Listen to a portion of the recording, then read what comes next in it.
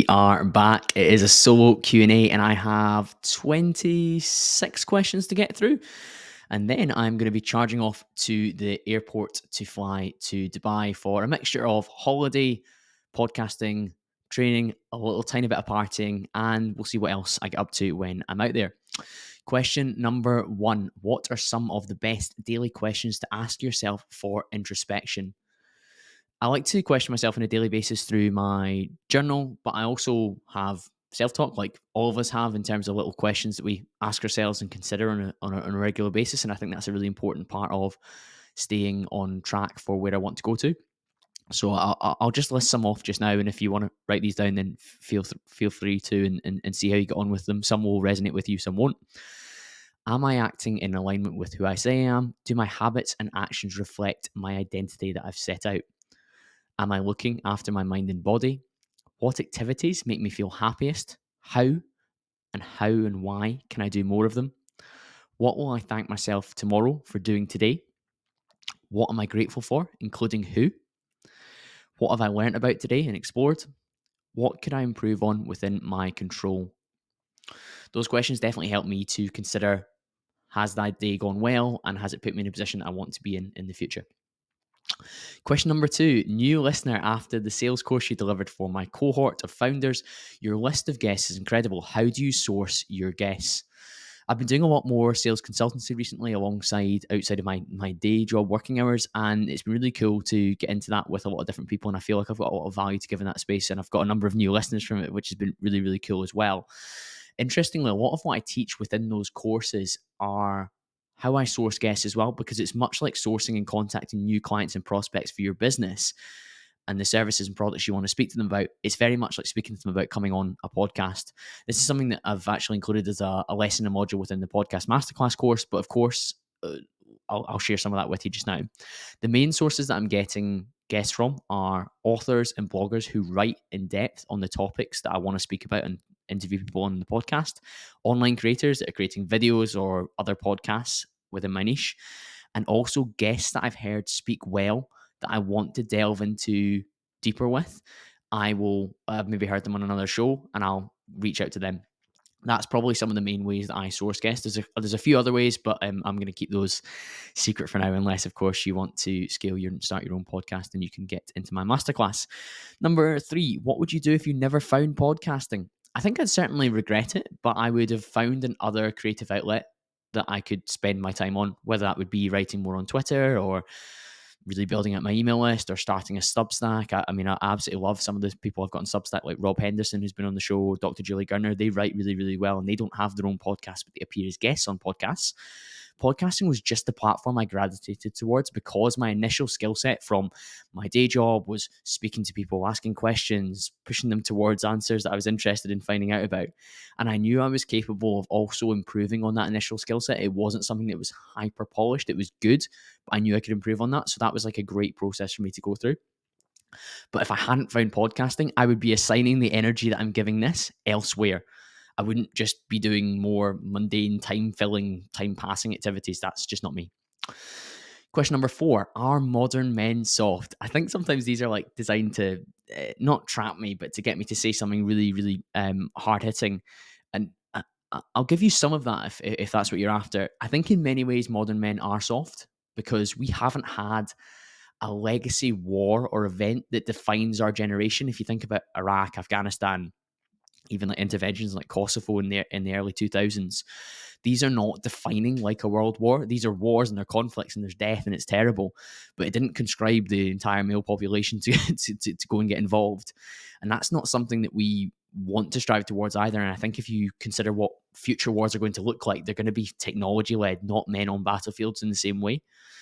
The relative comfort that we have enjoyed over the last period, albeit there's been economic challenges and strife for people to go through, relative comfort and like what poverty looks like nowadays is radically different from what poverty looked like even 15, 20, 30 years ago in terms of what people have access to and consider to be disadvantaged nowadays. Albeit I think a lot of the cost of living period has thrust people more towards that. If you look at what's happened within the UK as well, there's been a wider gap of inequality. But there has been relative comfort, and that leads to complacency. Modern men are still capable of acts of valor, of honor, of leadership. And I think that starts at home. That starts with you by leading yourself in what you do, how you act, how you hold yourself, and the standards you adhere to. And I hope that we never have another great war or another test, but we're going to be pushed through economic hard times or challenges or psychological burdens like the C-19 period, or even within your family, you'll experience hardship like death or illness or whatever that is. And we have to embrace that some form of hardship because it's all relative to where we've been before. If we're not going to go through a World War III or a huge humanitarian crisis that invokes us all, you're going to be tested within your own relationships and with your own your life as well. And you need to be ready for that. And I always try and caveat answers like this by saying that explaining my version of positive masculinity that I've put forward throughout the last however many hundred episodes of the podcast you've listened to, I actually encourage men to ask for help, and I don't consider that to be soft, because if you are brave enough to speak out, ask for help, and seek support, discuss how best to solve your problems, then you take action off the back of that. That is an act of bravery and being courageous, and that is not soft. That's the opposite of soft. However, I will say, wallowing in your own self-pity, self-medicating with drink, drugs, porn, all these vices, that is soft and that is weak, and that is where too many men in society are falling into. So if you are thinking that I'm saying, oh, it's soft to just live a modern life, there's elements of that is the case. But if you are struggling, reaching out, seeking help, and then utilizing the hand up that's been given to you is not soft, and people will respect you for moving forward with that. Question number 5, have you felt proud recently? I've certainly felt accomplished in my sales career. Some of the really significant milestones that I've hit in terms of targets, revenue, managing new and stretching conversations, and winning deals that was not expected of me or initially set as a target has been really, really good. And that feels great to be operating at a level that I'm proud of the contribution that I'm making to the company that I still work for, and the revenue that means from a personal perspective in terms of commission, bonuses, and salary. I've also delivered a lot more consultancy and training work in that space, and the insights and lessons that I've shared have had an immediate positive impact on the people that have taken part in those courses. And that gives me a lot of validation, and it makes me feel proud that I've taken time to build that skill set, but also I can communicate that skill set and enable others to utilize it too. And that's one of the most fulfilling parts of coaching or supporting somebody, when you see somebody take action on things that you've taken years to do and they've just actioned it immediately, and you're like, oh wow, I can be proud that, one, I've got that skill set, but two, I'm able to communicate it and bring others alongside me. Beyond that, I'm certainly proud of the positive impact that the content I create on here has. The podcast has been such an amazing venture, and it's a really long process because I know that it doesn't happen overnight, and there's dips and downloads some weeks, and I try not to get too caught up on that. I just focus on the quality, and sometimes you get a message from like an episode from 10 weeks ago, 10 months ago, and you're like, oh wow, that's crazy. Like, that's one person that's been impacted by that. And sometimes you might be like discouraged if an episode has a few hundred or a few thousand less downloads than another one, and you wonder, oh, did I miss the mark there? But then somebody messaged you about it and you're like, wow, okay, it had a really positive impact. And social media has tricked us that like 50 likes on a photo is like a small amount of like engagement. But if 50 people came and paid you a compliment about whatever it was you were doing when they liked that photo, you would probably be overwhelmed. And that's just the nature of the online world. One interesting thing that I'll say about being proud is that the Spotify Wrapped period is coming up. And at this time of year, it's always really refreshing and a bit of a reminder that my hard work is paying off when I see the show being featured in people's top 5 on Instagram stories, or people send it to me direct, and I'm up there with like other household names. I'm like, oh wow, like I have actually built something that's really meaningful and actually is having a positive impact on the listenership. And I'm looking forward to that. And if I'm in your Spotify Wrap, please do share it. It means a lot. Question number 4, conversely, have you felt embarrassed recently? I always link embarrassment and shame as two emotions that kind of sit together, which are emotions that I hope not to encounter too often, but I think they're going to come up just by nature of life. And I would also say that embarrassment can link to being shy as well. And being shy is something that I try and avoid, albeit occasionally. Interesting, I was at a networking event a couple of months ago, and I did feel a bit shy around some of the people I was around because they just didn't feel like my kind of people, if I'm honest.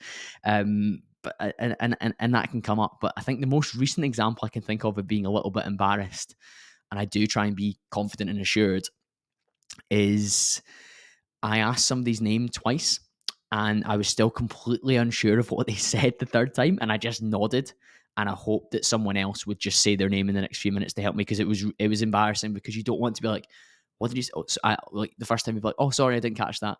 And then they'll say it again and you just have to nod and smile. Like, I think 3 times is like the rudest time. Yeah, it's not great. Question number 5. What do people get wrong about personal brand? Trying to mimic someone else in their industry who is a success already, trying to be like a copycat version. I've said this before. Don't try and be the Aldi or the Costco version of somebody else. It just won't last. Aubrey Marcus has this phrase that's shared on a lot of different podcasts.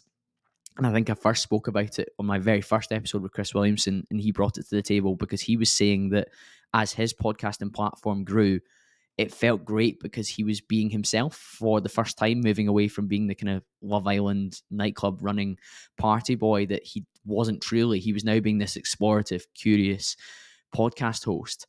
Aubrey Marcus said the persona is incapable of receiving praise or love, because if you're acting as a persona or someone else, anything that you are hyped up for or praised for or lauded for isn't really you, because you're acting as somebody else in the hope that it will emulate some form of their success. You will not feel that praise as deeply than if you were doing something in your own way and receive the same positive feedback. If I was playing this different act on the podcast and an episode just absolutely exploded and everyone was like, oh my God, the show's amazing, it wouldn't feel as good as if I just kept doing what I'm doing, interviewing people I want to interview, asking the questions that I want to ask, covering the topics that I want to cover, and hoping that it's of service to the listenership. And it just grows steadily, and I'm feeling that. That feels so much more wholesome and so much better than if I was just optimizing for sensationalist viral content for the sake of it. It's also exhausting being somebody else. So if you're building a personal brand and you're trying to be somebody else or borrow huge traits of theirs, I don't think that's going to last. I think you're going to run into a brick wall. You're going to lose the stimulation and the motivation to keep going. I absolutely think you should borrow ideas and identify traits and styles and ways of working that you like about other creators and build them into your own skill set and sharpen your approach over time and get better and better and better. But do not mimic. That is a recipe for short-term success potentially, but long-term you're not going to make it. Question number 6. When is your round 2 with Richard Dixon out? It is due to be released on Sunday, the 10th of December. I hope you're ready. It's a 2-hour epic. We go very, very deep. And when that goes out, please do smash it onto your Instagram story, because we broke records last time. We were in the top 10 in the UK, I think, for most played on Apple Podcasts that week in my category, which was absolutely wild when you consider that it's a podcast out of the west of Scotland. So thank you for your support on that one when it comes out in advance. Question number 7. What was your biggest takeaway from the Chris Williamson Self-Discovery live show? I had a version of this question 3 times, so it was obviously one that needed to be answered. There was lots of takeaways from the show in Manchester, but one concept I think everyone would benefit from immediately is called the alien eye view. Picture this. An alien comes down to Earth today and watches what you do every day, all day, how you spend your time and how you behave. They would, as an alien, not have a conception of what is societally normal. So they'd be able to cut through any of your words, your intentions, or your stated goals, and they would identify very quickly from how you spend every waking minute what you're actually working towards. Because we tell ourselves lots of stories about the priorities and the aims that we have and what we care about and how important they are to us. But until we detach entirely from all sort of social conventions or traditions and all understanding of like norms and behaviors, we can much more easily assess whether the activities that we're spending our time doing and assigning the most time to are moving us in the direction that we say they are. For example, if an alien saw you scrolling on your phone, watching short videos for 2 hours a day on TikTok, what would they, as somebody who's completely detached from it, learn about your priorities? It'd be pretty hard for them to tell that you're actually somebody that's trying to progress their career or scale a new business. They would rightly say, no, I don't see how that activity aligns with what you say is important, because they would have no idea that that is just what happens nowadays. Everyone is watching short videos on their phone for a portion of their day. And because they aren't on Earth and they aren't captured by those habits and behaviors and routines that we have, the alien can make an assessment much better. So I think I mentioned on the podcast with David McIntosh last week, episode 218, there's like a concept of like helicopter view and like zooming out from above. The alien is like the level up from that, because you just can completely assess what somebody is actually valuing based on what they're doing, and you can see that much more clearly. Question number 8. Are you still buying crypto even during this upturn? In short, yeah, I'm still investing in crypto. I think the market going up is very welcome after a very, very challenging couple of years. I'm personally sitting on some cash though, because I feel, and this is not investment advice, that we are due a bit of a shakeout at some point in a dip before we enter a full-blown bull market and a bull run. I'll be a lot more confident that we are fully in the bull market and there's not going to be the same drops, albeit with crypto, there is still shakeouts even during a massive positive run. After the Bitcoin halving in spring 2024, it's due potentially to be around April 2024. After that happens, I will be extremely confident that we're in a bull run and we're going to go up the way. So my time horizons on it are relatively long, not as long as certain stock shares or other asset classes, but with crypto, I think you need to understand the timing of it. Overall, I'm very, very bullish, and my crypto holdings primarily made up, and this is a question that gets asked as well, so I'll answer it anyway. It's made up of Bitcoin, XRP, Borg, which is Sporg, which is the exchange that I'm on's own token, and I have a little bit of Ethereum as well, and I'm extremely confident that all of those will be highly profitable based on the prices that I've been buying in it over the last 3 years, particularly in the last 2 years, in the next 18 to 24 months. Question number 9. What are the benefits of having an established podcast that's often missed and not spoken about, opposed to loads of fanny and clout online? I can't believe I've just said fanny on a podcast, but here we are. It's definitely not censored. I did laugh because I actually don't think a podcast is a massive funnel for dating, particularly as my audience now is like 75 to 80% men. But the network that you build off the back of it is probably the most understated value. Of course, like, you get clout online. I can say I've got a top 1% global podcast, and that's a great flex in some circles potentially. But having an established podcast means that I get access to people that I maybe wouldn't get access to immediately anyway. And even on a local basis, I've made new friends and connections who I spend time with, who I learn from. They push me and I push them. And I just have more people around me that are interested in the same things by nature of being able to have them on with the established podcast. I think I could still achieve that, relatively speaking, in Scotland anyway, with a podcast that's not as established as this one. But your network locally is fantastic. But beyond the local connections and friendships, of course, we have the global network that I've established. And by having an established podcast, you can reach these guests that are a genuine game changer, because I've spoken to the experts on some of the topics that I'm the most interested in. And it's forced me to learn and really level up in my preparation work, because the prep that I have to do to have the conversations with like genuine experts, the good quality questions that I want to ask, the kind of anecdotes that I need to have, and the understanding I need to have to probe and push a little bit further, that's forcing me to level up on like a weekly basis. And it's a big factor in these solo episodes that happen every 10 being popular, because I've learned so much, even since I recorded episode 209, like 6, 7, 8 weeks ago. I've learned lots because I've interviewed really interesting people during that time period, which I've had to upskill for. And so outside of that learning as well, network with these amazing guests is crazy, because I have those guests who've come on my show and they've referred me to other guests in their industry because they've been really impressed by what it is that I'm working on and what I'm doing. They advocate and they support for what I'm building. And I also have access to them at some point. Now, I never try and overstep the mark here or take the piss, but there's a lot of leverage gained from having a guest on your show, them having a positive experience, them recommending you to somebody, or you knowing that they might be able to recommend you to somebody in the future. And I've got a number of favors or goodwill or whatever that you've built up. So the leverage there is tremendous. And when it comes time to call some of those in, I will be very, very grateful that I built a podcast like this one, because that will count for a lot. Question number 10, you frequently talk about the rat running towards the cheese and that it runs harder when something it's scared of is introduced to the equation. What is Colin Campbell running from? This person should have a podcast. That is a great question. I largely think that I'm running from a fear of not working towards something with purpose. I hate, like genuinely hate, and it makes me, and I'm not an anxious person, but it makes me uneasy if I was just coasting and doing meaningless shit that didn't mean anything to me. I do get restless at the thought of wasting my life and my time. And at times that has meant that I can't really relax, which isn't healthy. But I've been pretty good at building in and planning the downtime and the activities that I feel are quote unquote purposeful relaxation, because the number of non-negotiable areas that I have in my diary of not working is really, really important, because it's really easy to fill up my time with my sales career, with working on the podcast. Even working on my physique is not really rest, is it? So I feel like not only am I running towards my potential, but I'm running away from not fulfilling that. And I'm running away from a life of mediocrity, unfulfilled ambitions, unfulfilled desires, missed opportunities, and just generally a life of unhappiness.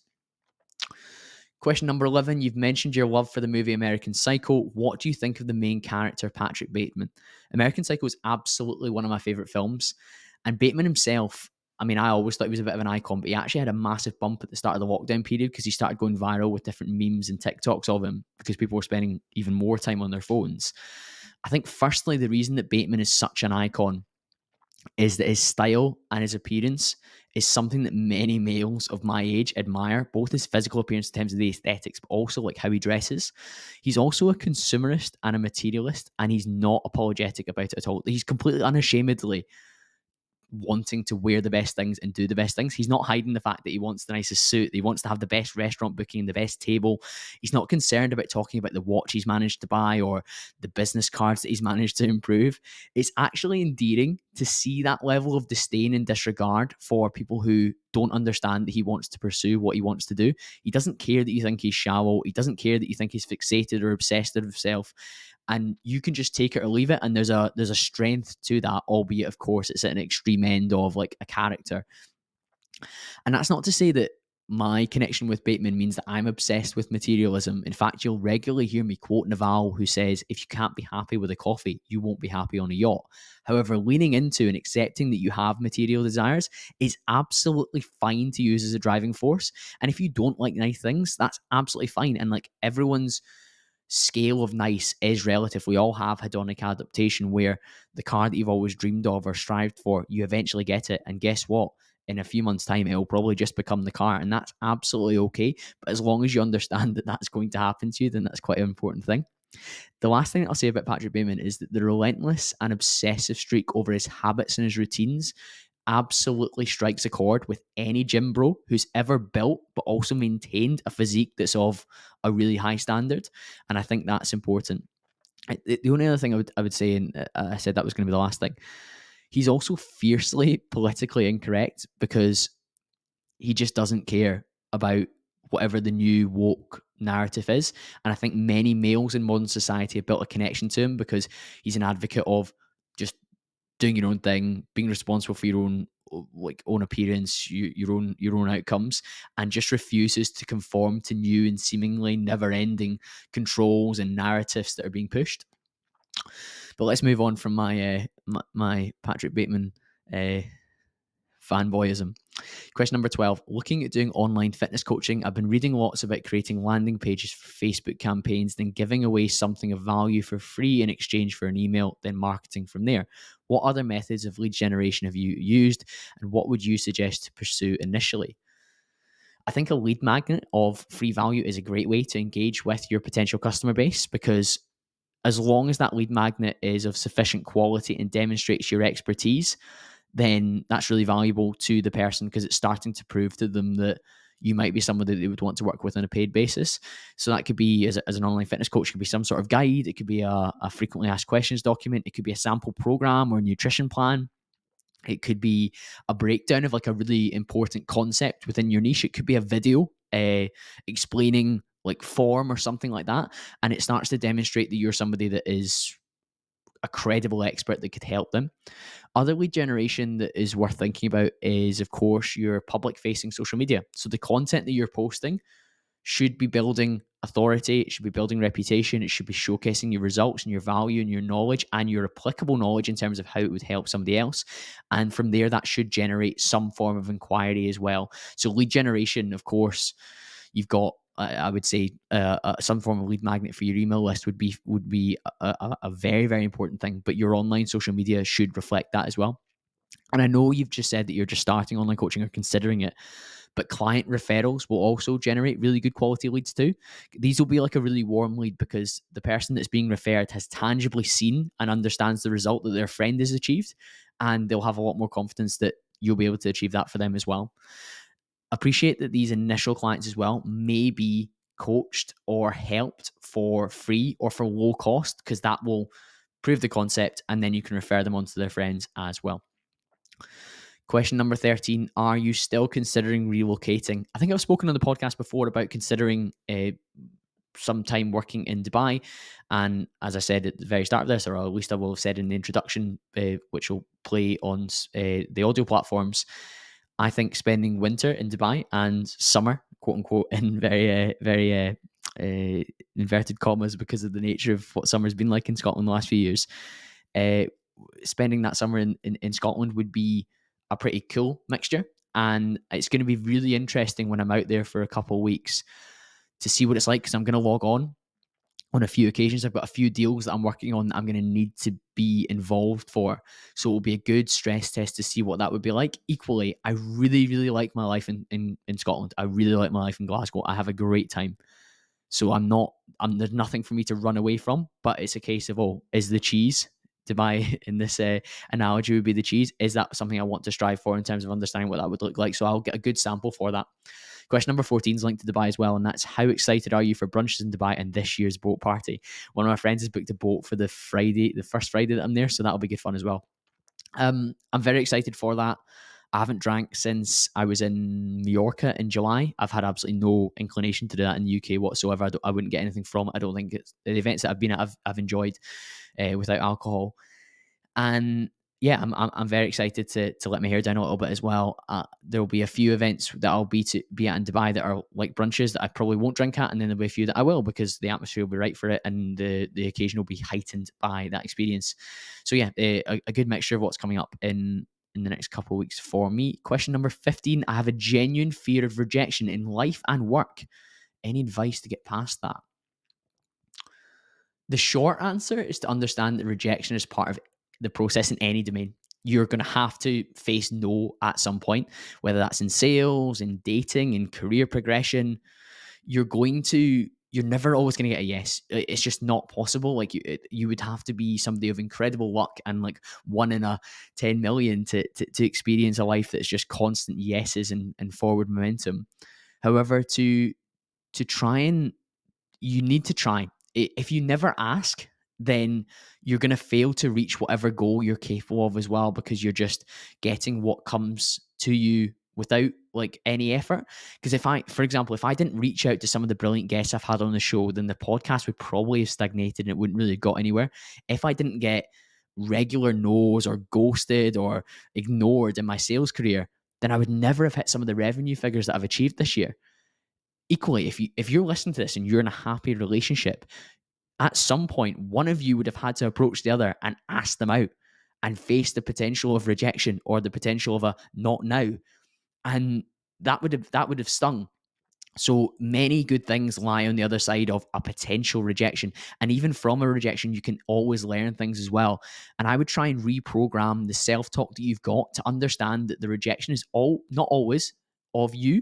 It could be a whole host of factors. It could be the timing was wrong, your product, your service was not the right fit for that individual or that company, your delivery and your approach might have been wrong as well. And you might have just not landed it as in the best possible way. You might not have explained it as well as you possibly could have as well. I'll also say that acknowledging that you have a fear of rejection is a great start. So by you picking that in writing and being brave enough to ask me it, you are acknowledging that it's a potential problem, because then you can start to incrementally lean into experiences where you have a chance of facing that fear and overcoming it as well. Because you also need to realize that experiencing that feeling of pushing past it will start to prove to yourself that there are occasions when you can overcome it and come back from it. It's not going to shatter your entire world by getting a no. Don't get me wrong, asking the girl out or the guy out that you really like and getting a no, that's going to hurt, but it's not forever. It's not permanent. It's a really old episode now, somewhere around 45, I think, with a gentleman called Dr. Aziz, where we talked about confidence. And he was speaking about exposure therapy. And when you build more confidence, you're much more assured to face rejection because you realize that it's not permanent. So if you're really interested in confidence and rejection, that might be an episode to go back and listen to. In terms of actions for you and advice to really get past this, you're going to have to ramp it up bit by bit. You're going to have to expose yourself to it. Try little things. Even if you've got particular fear of rejection in work or in life, whatever one is more severe, face it in the other area first and give yourself some sort of proof and accept the no's. Interestingly, you can sometimes chase more no's just to see how you feel. Spencer Lodge was on the show during the summer, and he said in his first few weeks in a sales job, he was actively told by his manager, chase 200 no's a day, 200, and then slowly to up that number of yeses each day and start to convert more and more and more. But still, as a salesperson, he recognized that the vast majority of the 200 calls or the 200 approaches he was going to make were still going to say no. Even when he got really, really good, he was still getting more no's than yeses. And there's a lesson in there for all of us. Question number 16. Is it hard to manage time when researching upcoming guests? How much time does it take? It is definitely hard to manage that, but I've spoken, I think, on the last solo episode, which was 13 Thoughts at 31, I spoke about bundling. I bundle up my walks, some of my gym sessions, my drives, listening to guests that are coming up on any previous interviews they've done. And I really assign a lot of time to reading their content as well, whether that's their website, their blog, their Twitter, their Substack, all sorts of areas. I would say on average, in terms of the time it takes to prep for a guest, if I know their subject or I know that individual quite well beforehand, I would probably say 3 to 4 hours. If I don't know them and I don't know their subject as well, or there's somebody that I'm like intellectually really, really striving to get to their level and like be on a par with, or at least able to have a really coherent conversation, 5 to 6 hours. So there's a huge time commitment for the level of research that I do. And hopefully you've noticed guests be taken aback sometimes when I bring up something that they like, oh, I didn't know you would know that. And then they share more off the back of it as well. And that's something that I've spoken about in the Podcast Masterclass. You earn the right to ask deeper questions by knowing at least a little bit more than the guest expects you to know about them as well. Question number 17. Does legacy matter to you? What would yours be if it does? I think legacy is an interesting concept. I think Alex and Moses was speaking a lot about this, that nobody's going to remember you when you're dead, or at least not like a generation or two after you're gone. And I think that's a bit of a morbid thought. It's a bit nihilistic, and I do understand that. I think I would like to leave a positive impact and legacy on the people that do remember me when I'm gone, albeit that might be by the time my grandchildren or my great grandchildren are there, that'll start to fade. But the people that are directly left after you, I think they should definitely feel a legacy of financial security and support that you provided. But in terms of like how I would want to be remembered in terms of a legacy, it would be somebody who set their own standards and lived by those and helped and supported and enabled others around him to achieve their goals and ambitions as well. That rising tide raises all ships is something that I talk about lots of the time as well. And I would like to be that for myself and for those that spend time with me. And ultimately that I led a life that was in alignment with the values that I speak about and that I hold personally. Because you want to be somebody that was like a man of their word, somebody that said what they were going to do and did it, and those were their true beliefs and their true actions, and they weren't a yes man or a fraud or somebody that wasn't their true self. Question number 18. I love your solos. How much prep do you need for them versus a pod with a guest you've never met before? Interesting. There's a couple of questions now about prepping for podcasts. 3 to 4 hours, I was saying, is like pretty standard for a guest that's coming on the show. In terms of the solos, I obviously have to collate all the questions from Instagram and my email list. I have to filter through them. I've picked 26, something like that for today. And I've got a few notes that I've just made sure that I'm covering for particular questions where it's maybe a little bit more detailed. I would say the prep time for that is probably around an hour and a half, 2 hours. And then, of course, you've got the hour recording. So there's less prep time for a solo episode unless it's like a special, like the 13 Thoughts at 31 or the 30 Thoughts at 30 I did the year before. That was probably more prep than a solo podcast episode like this one. Albeit there's a few answers, and there's one coming up very, very soon where I actually had to make sure that I had detailed notes to give you as much value as possible from the information. Ultimately, and I'll break the wall with you here, recording the solos is really funny. They actually get really, really high plays. I've mentioned that before. You guys seem to love them. It builds a great connection and we start to understand each other more than just when you hear me interviewing people. But because there's not a time slot in the diary, sometimes it takes me ages to actually record them, which is really bad. Because if I know I'm recording at 7:00 with Sahil Bloom or I'm recording at 5:00 with David McIntosh, that is happening. It has to happen. Whereas with a solo, I just need to know I've got like an hour and a bit to sit down and record it or stand up and record it, as is the case more often than not, which is a funny one. But we're getting it done, and I'm sure you'll enjoy this episode. Question number 19. You come across as a very happy guy. What do you do to raise your mood when you're not happy? I think the mind follows the body, and often what I've done the day before will indicate how I'm going to feel the day afterwards. I mentioned the Chris Williamson live show. One of the concepts that he spoke about that he actually developed with Jimmy Carr, the comedian of all people, who is a real self-development junkie and nut, and he really good, interesting character, and somebody I'd love to speak to at some point. He spoke about the concept of the 24-hour you, and a lot of the time what you've done the day before is going to reflect how you feel the day afterwards. So doing what you can within those 24 hours to feel good the day afterwards is really, really important. So if I think about my habits that give me like a baseline level of happiness, it's nailing my sleep, it's nailing my nutrition, nailing my training.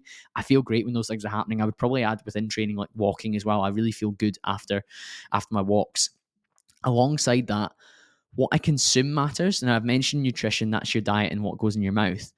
But what goes in my ears and my eyes is so important as well. And if I am not in a good mood, I need to listen to things or watch things that are going to support me as well. And I'm also going to have conversations with people that stimulate me as well. If, for example, I have we mentioned rejection. If I lose a proposal in work and we as a company and I take responsibility, we lost a proposal that would have been worth about 1.2 million in revenue. So pretty significant. A couple of weeks ago, and I was really disappointed in that. But I spoke to people afterwards that I knew, quote unquote, got it and understood what it's like to be in that sort of situation and experience that.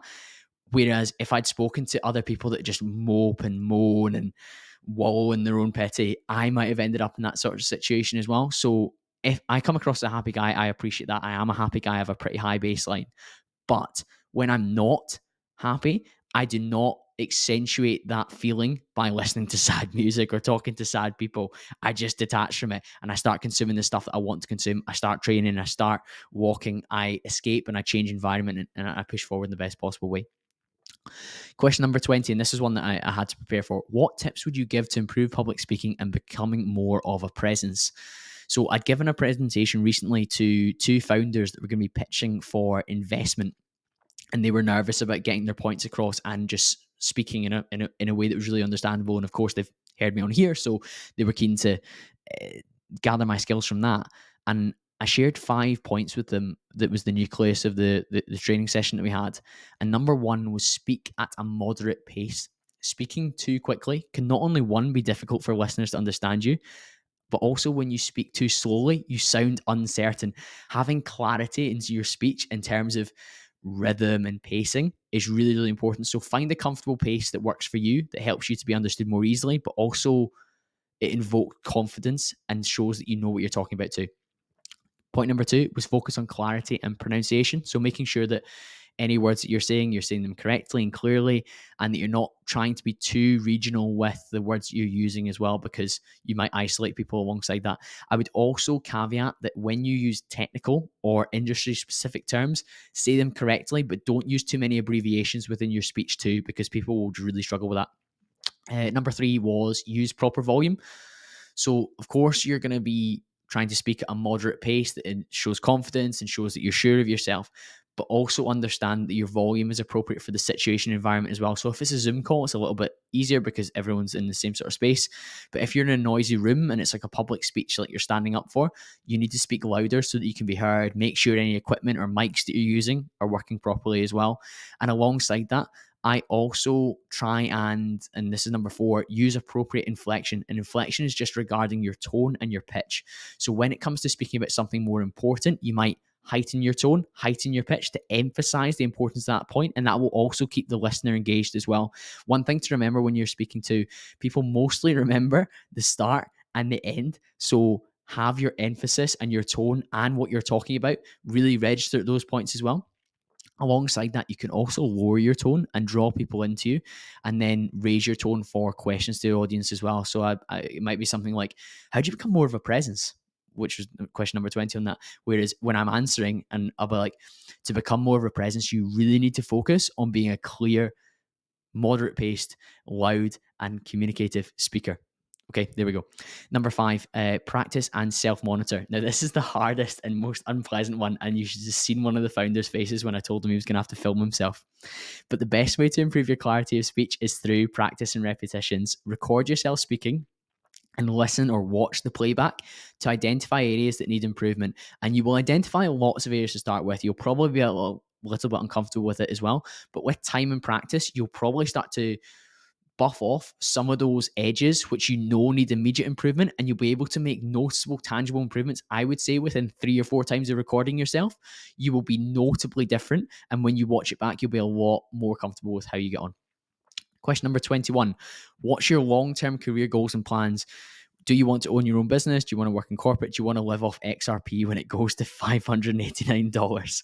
I mean, if XRP could go to $589, that would be very, very interesting. But I think I've said this before, even if I became financially free, I would probably still be working in some capacity, because I wouldn't want my mind or my body to go soft. I wouldn't enjoy that. But my long-term career plans and actions, as long as I'm working in an area that I care about, that I feel I've got a skill set that I'm good at the moment, and giving me a positive feedback loop, and allows me to develop and stretch myself on a regular basis, that's going to be so, so important.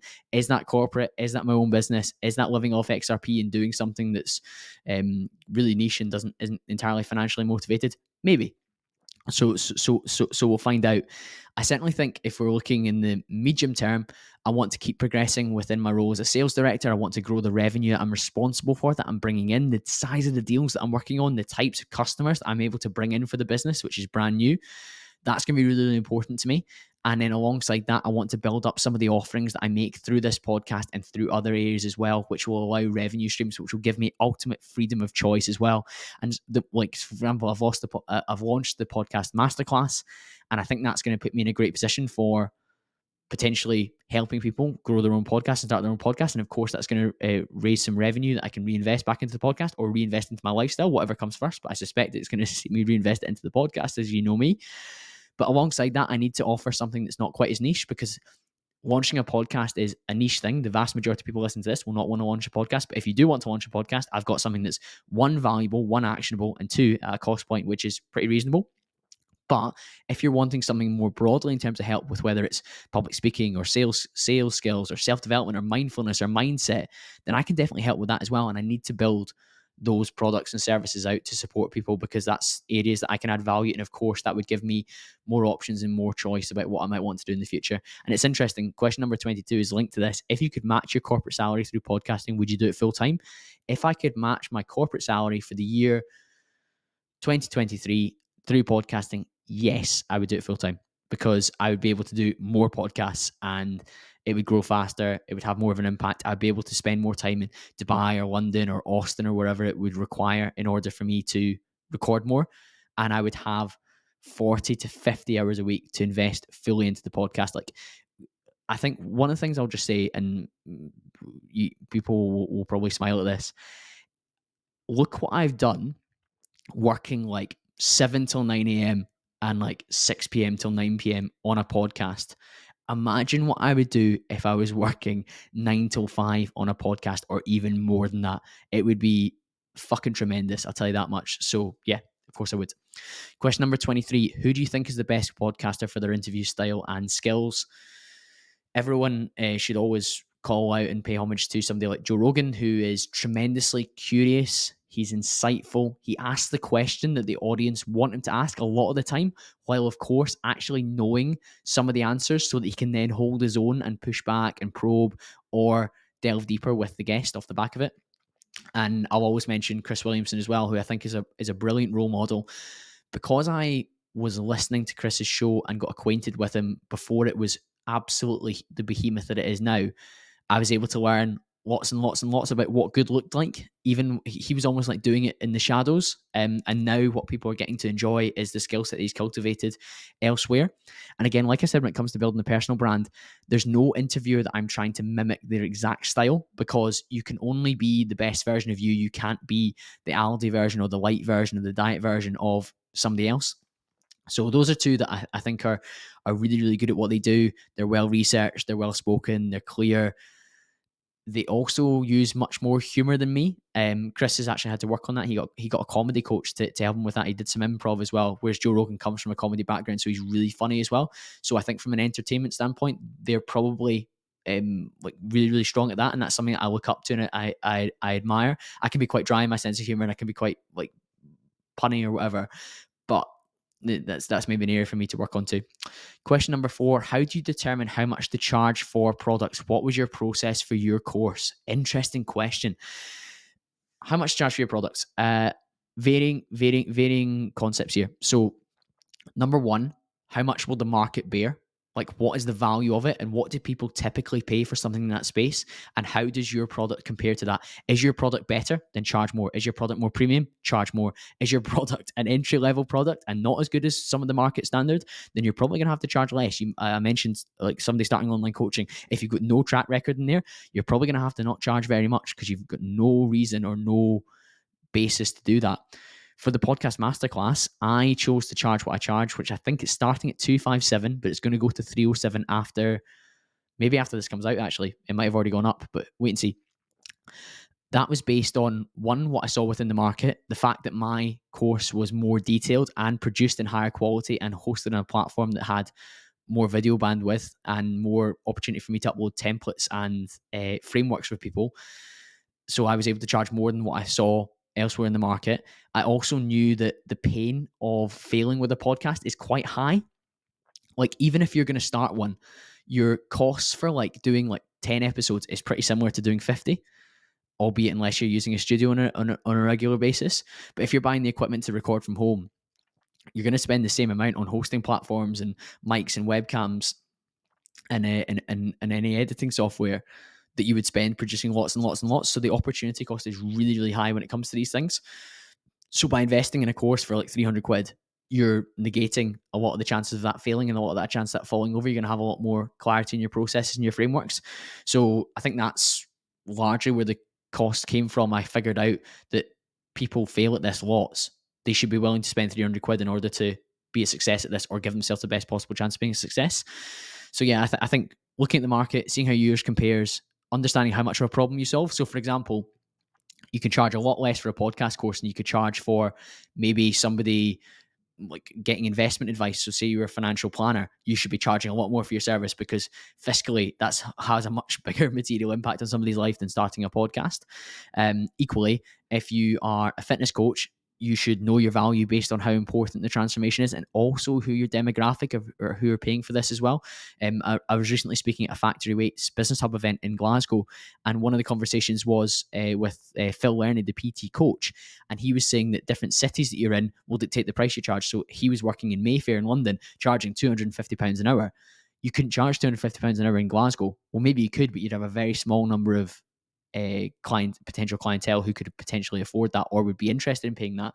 So assess that part of things as well. Question number 25, what's the most important issue facing young men in the modern era?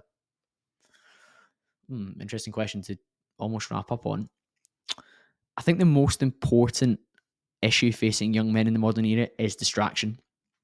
We are easily distracted by vices like drink, drugs, porn, Netflix, and I'm not grouping Netflix in specifically with that, but like basically things that are designed to distract us and to use our time. That is a big issue, because if you just constantly chase stimulation or distraction from the things that really, really matter, and don't get me wrong, having a drink on the weekend and partying or watching a series is not always a bad thing at all. But if you're constantly doing it to sedate yourself from the challenges or the mountains that you want to climb in your life, then I think that is a massive issue, because it's so seductive. It's so seductive. You could live this autopilot, mundane, heavily distracted life from the age of 18 And you might wake up one day, you're fucking 32, you're in a job you don't like, you're overweight, you're in a relationship you hate, you're probably going to get divorced. Like that is, you've got less than £1,000 in the bank. You're the average male in their 30s in the UK or in the US, and it's tragic. So that is a really important issue, to refuse distraction, to push back against that, and to live in alignment with your values and pursue yourself. The vast majority of people listening to this, yes, we'll all go through slumps, but by opting to listen to a podcast like this one or some of the other ones in the archive, you are opting out of coasting along and distracting yourself on a regular basis. You might be listening to this as a pleasant distraction from whatever's going on, and then using the things that we've talked about off the back of this to go and do great things, or go and do things that are more important to you. But I think one of the biggest issues facing modern men is the level of distraction that we face and that we can pull ourselves into that is not going to move us where we really want to go.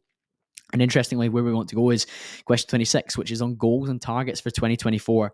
I struggle with really concrete targets, and I'm going to work with a couple of people on this for 2024. So these haven't fully been mapped out yet, but what I will tell you is I will be operating in fields like my sales career, like the podcast, like my sales consultancy, like my podcast training, and potentially a couple of other courses and services that I can launch, which will support people with wider goals than just launching a podcast.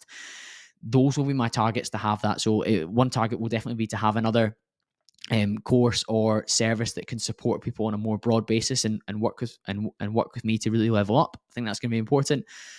I want to keep growing the podcast. It's in the top 1%. That's really cool. But let's have more compelling, fantastic conversations, and have at least one episode every single Sunday that has a positive impact and helps to move the show in the right direction. And listeners want to share it. Listeners want to action what they've learned within that. That's really important. Physically, I'm going to be doing a little bit more boxing. I'm doing one a week, one session a week. I'll try and put that to 2, because I've realized I'm very much at the natural limit with my muscular physique in terms of my hypertrophy and my strength training. And while those sessions are still really important for my enjoyment and my mental health and how I feel, it's time to continue to become more physically capable rather than just looking physically capable. So that's going to be important as well. And then beyond that, I definitely want to continue spending time around the people that fill me up the most and give me the most support, fulfillment, and energy. And that might mean from a friendship, but also a dating perspective as well. So that's going to be important too. But 2024, more of the same good stuff, more pushing myself, more pushing forward, more bringing others along with me, and really doing the things that really matter. But that is a wrap for this solo Q&A. That'll be the last solo Q&A of 2023. And I am so grateful for all your support. If it is round about that Spotify wrap time, I better be seeing you guys tagging me on your stories and showing your support for the show. It cannot keep growing without people like you sharing it with other people like you. I appreciate the hell out of you. Thank you so much. And I'll be back to speak to you all again very, very soon.